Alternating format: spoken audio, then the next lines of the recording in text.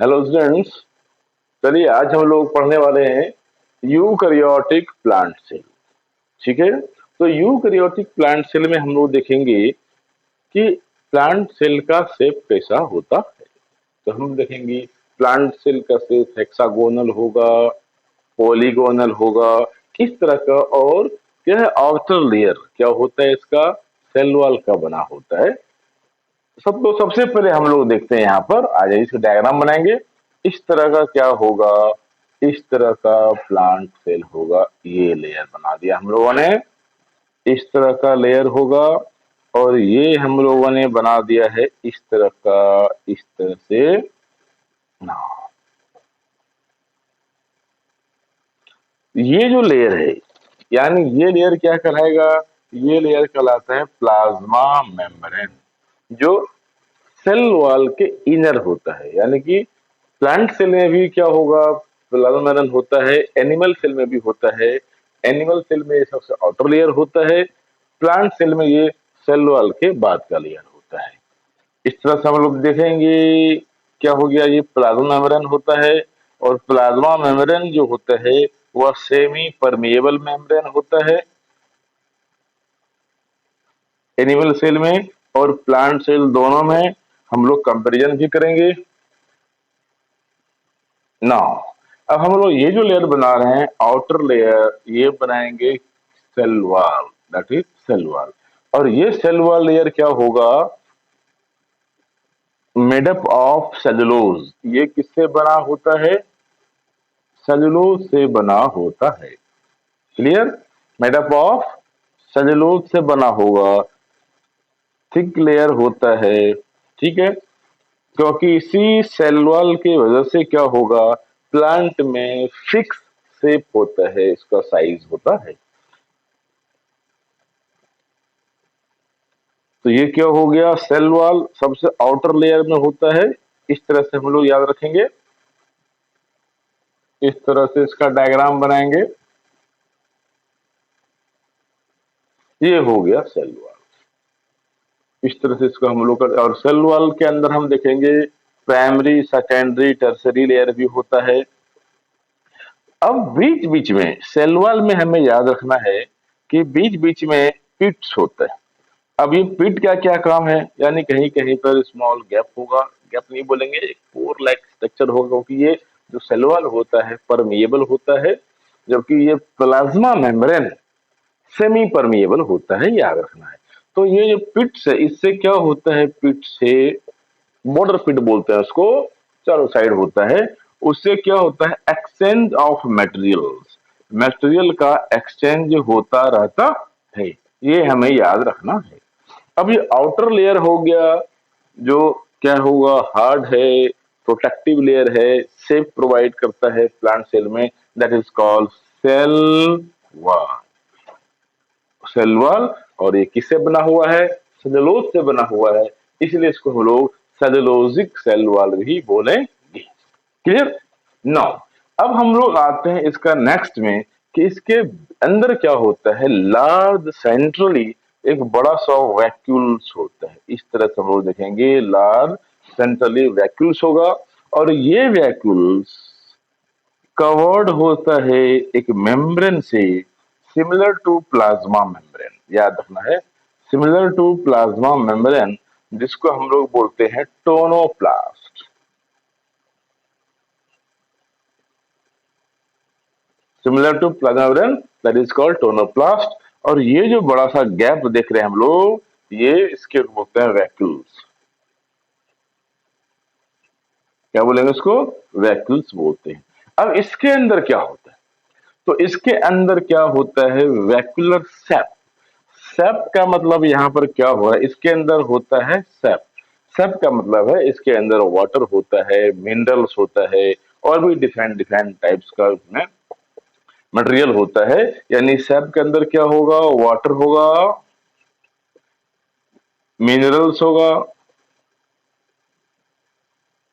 ठीक है, तो ये जो मिला हुआ अंदर डिजोल्व सब्सटेंसेस है, इसको हम लोग सैप बोलते हैं। ये क्या होता है, स्टोर होता है। और याद रखना, हाईली कंसंट्रेटेड होता है, और इसी मेम्ब्रेन के द्वारा ये क्या है, एक्सचेंज होता रहता है, आयनिक कंसंट्रेशन। अब ये एक ऐसा रीजन है, यानी कि ये जो वैक्यूल्स है, याद रखना है कि ये इसके अंदर क्या है, ये साइटोप्लाज्म है। अब एक एरिया ऐसा है जहां पर साइटोप्लाज्म नहीं है, यहाँ पर क्या है, सेप है। क्लियर? यानी vacuoles covered with tonoplast. And vacuole क्या है, तो वैक्यूल क्या है, in cytoplasm there is a region where cytoplasm absent. यानी एक ऐसा रीजन है जहां पर साइटोप्लाज्म एब्सेंट है। इसके अंदर क्या होता है, साइटोप्लाज्म में इसके अंदर होता है सैप। सैप मीन्स घोल, हम बोल सकते हैं उसको वाटर मिनरल्स का घोल। ना, अब हम लोग आते हैं यहाँ पर न्यूक्लियस। जैसा कि हमने देखा था एनिमल सेल में, यहां भी हम देखेंगे, यहां भी न्यूक्लियस क्या होगा, जैसा एनिमल सेल में होता है, यहां भी क्या होगा, न्यूक्लियस उसी तरह का होता है, सिमिलर होता है जैसा किसमें होता था, एनिमल सेल में होता था। यहाँ भी देखेंगे ये न्यूक्लियस है, डबल मेम्ब्रेन होता है, इसके अंदर ये क्या है, न्यूक्लियोलस है, न्यूक्लियस होगा, न्यूक्लियर मेम्ब्रेन होगा, और इसके अंदर हम लोग क्या देखेंगे, इस तरह से क्रोमेटिन फाइबर होगा। और यहाँ पर हम लोग देखते हैं ये क्या है, बीच बीच में जो गैप हम देख रहे हैं यहाँ पर, ये न्यूक्लियर पोर होता है। मतलब nucleus similar as animal cell, इसीलिए हम लोग वहां पढ़ लिया है, तो सीधा हम लोग यहाँ बोल सकते हैं ये क्या है, न्यूक्लियस। ये क्रोमेटिन फाइबर हो गया, न्यूक्लियर मेम्ब्रेन। नाउ इसके अंदर का जो साइटोप्लाज्म होगा उसको हम लोग क्या बोलेंगे, न्यूक्लियोप्लाज्म। और इसके अंदर जो साइटोप्लाज्म कंटेंट होगा इसको हम लोग बोलते हैं साइटोप्लाज्म। क्या बोलेंगे, साइटोप्लाज्म। और इसके अंदर होता है उसको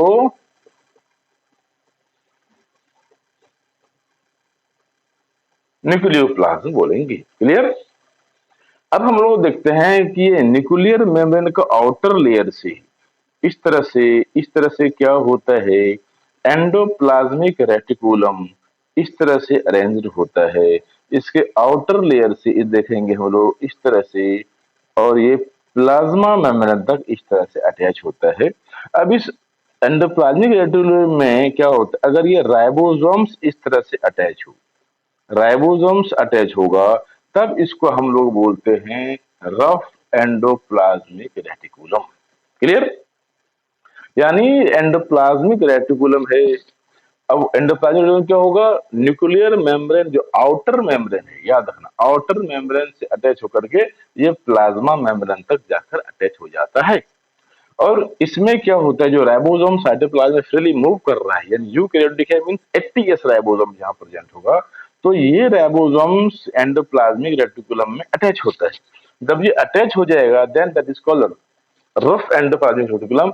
और जब ये अटैच नहीं होता, जहां अटैच नहीं होता, that is called smooth endoplasmic reticulum.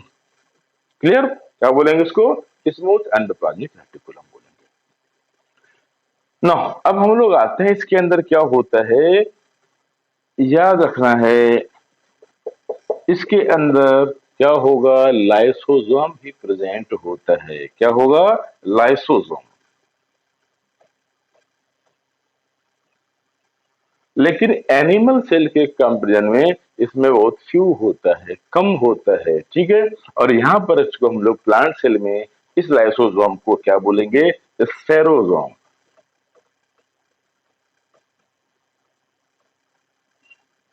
स्फेरोसोम्स बोलते हैं, जो कि एनिमल सेल के कंपेरिजन में यहाँ पर क्या होता है, मिनिमम होगा। क्लियर? नो, इसके बाद हम लोग यहाँ देखते हैं इसके अंदर जो स्पेशल कैरेक्टर है, यानी कि माइटोकॉन्ड्रिया। माइटोकॉन्ड्रिया जैसा कि एनिमल सेल में था, यहाँ पर भी क्या होगा, यहाँ पर भी माइटोकॉन्ड्रिया सिमिलर होगा, एक होगा ज्यादा भी होगा। ये डिपेंड करता है माइटोकॉन्ड्रिया उसके मेटाबॉलिक एक्टिविटी पर, ठीक है, उसके फंक्शन पर। तो ये हो गया माइटोकॉन्ड्रिया। अब एक याद रखना है इसको कि इसके अंदर क्या होता है, गोल्जी बॉडी भी प्रेजेंट होता है। गोल्जी बॉडी याद रखना, एनिमल सेल में हमने बनाया था, नियर न्यूक्लियस बनाया था। बट यहाँ पर क्या है, प्लांट सेल में गोल्गी बॉडी थोड़ा न्यूक्लियस से दूर होता है। और सेकेंड पॉइंट याद रखना है कि यहाँ जो न्यूक्लियस होता है वो क्या होता है, डिफ्यूज्ड होता है। लेकिन यहाँ भी देखेंगे जो गोल्जी बॉडी क्या होगा, डिफ्यूज्ड होता है। तो इस तरह से हम लोग बना रहे हैं, देख रहे हैं यहाँ पर इस तरह से हम लोग बनाया गोल्जी बॉडी को, और यहाँ पर क्या होगा, डिफ्यूज्ड होगा। ये हो गया गोल्जी बॉडी।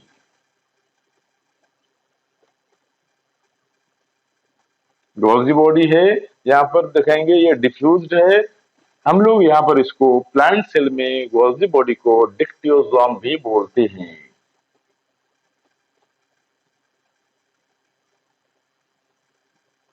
क्या बोलेंगे इसको, डिक्टियोसोम्स। डिफ्यूज्ड होता है।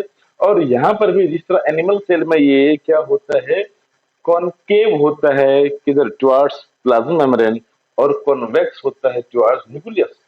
Clear now. अब इसके अंदर हम लोग देखते हैं स्पेशल कैरेक्टर क्या है, प्लास्टिड्स पाया जाता है। प्लास्टिड्स होगा, प्लास्टिड्स, इसको हम लोग बोलेंगे प्लास्टिड्स। प्लास्टिड्स ये स्पेशल कैडर है जो केवल प्लांट सेल में ही पाया जाता है, याद रखना है प्लास्टिड्स। यानी इसके अंदर क्या होता है, क्लोरोप्लास्ट, क्रोमोप्लास्ट, ल्यूकोप्लास्ट, उसको हम लोग अलग से पढ़ेंगे उसका सारा फंक्शन। तो इसके अंदर क्या होता है, जो क्लोरोप्लास्ट होता है, इस तरह का हम बनाएंगे क्लोरोप्लास्ट। इसके अंदर क्या होता है, थैलेक्वाइड्स होता है। और ये थैलेक्वाइड्स स्टेक पाइल लाइक स्ट्रक्चर इस तरह से होता है, जिसको हम लोग ग्रेनम बोलते हैं।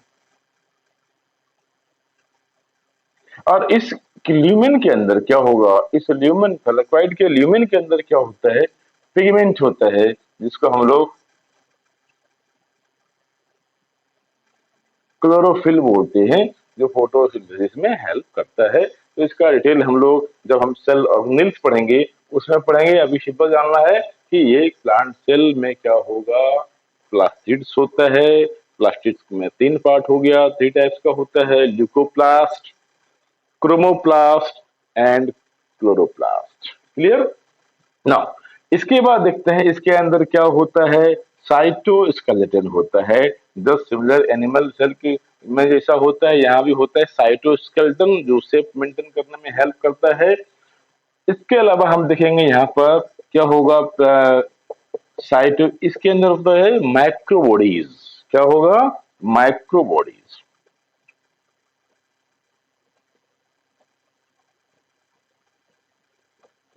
अब ये मैक्रोबॉडीज में क्या क्या होता है याद रखना है।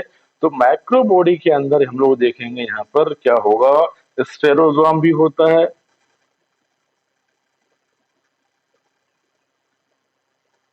स्पेरोजोम्स, पेरोक्सीजोम्स,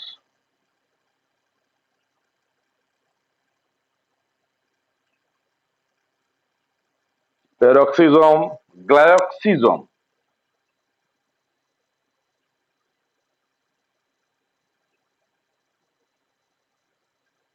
ये सब क्या होता है, इन्फ्यूजन बॉडी के फॉर्म में प्लांट सेल के अंदर होता है। क्लियर, याद रखना है यहाँ पर सेंट्रियोल नहीं होता।